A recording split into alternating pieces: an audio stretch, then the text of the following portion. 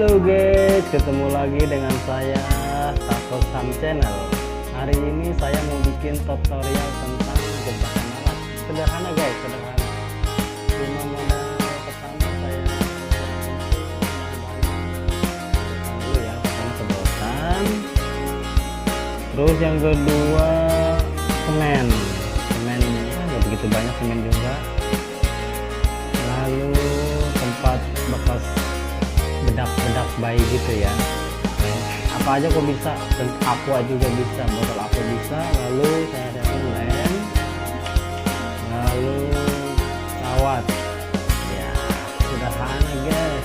Terus kawatnya ini kita terus tepuk biar kuat ya.